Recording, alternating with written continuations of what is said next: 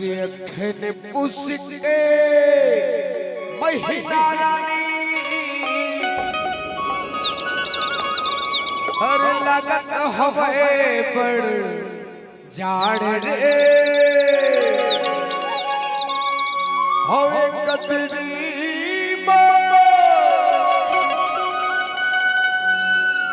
होए कतरी मावड़ हाले पलक हे बचाले मोर पराने बड़ा दिन में भेंट होए पलक झट भुलावो हो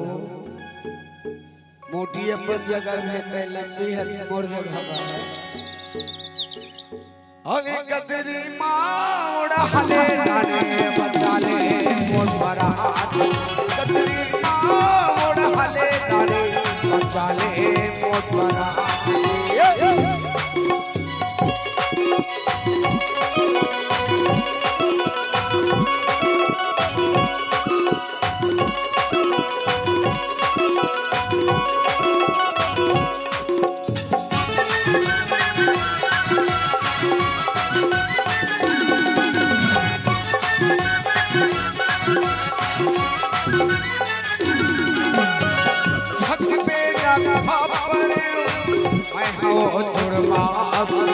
अधरात के पेराए रानी लागे मुलक पासी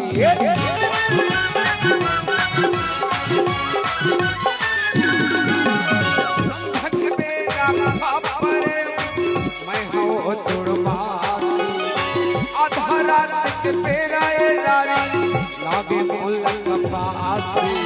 अधर उसके महीना रानी अधर उसके महीना रानी लागत हवाए बड़ जाड़ रे हवे कतरी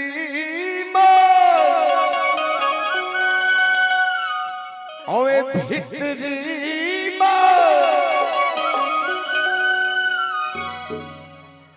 ओढ़ाले रानी ओए बचाले मोर परानी ते के शुक्र मोहल देख पे तभी बनी बाबू नहीं देखा थे हवे कदरी माउड़ हले राने बचाले मोर परानी कदरी माउड़ हले राने बचाले मोर परानी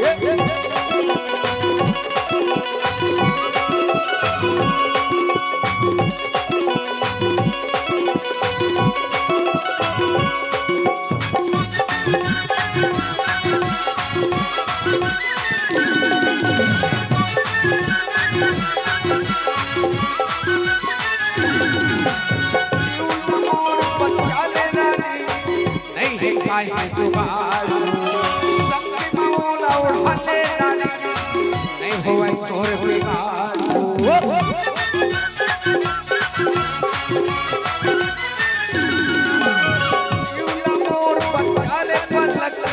नहीं होए तोर बिगाड़ सबके मौला उड़ाले रानी नहीं होए तोर बिगाड़ अखन उसके महीना रानी अखन उसके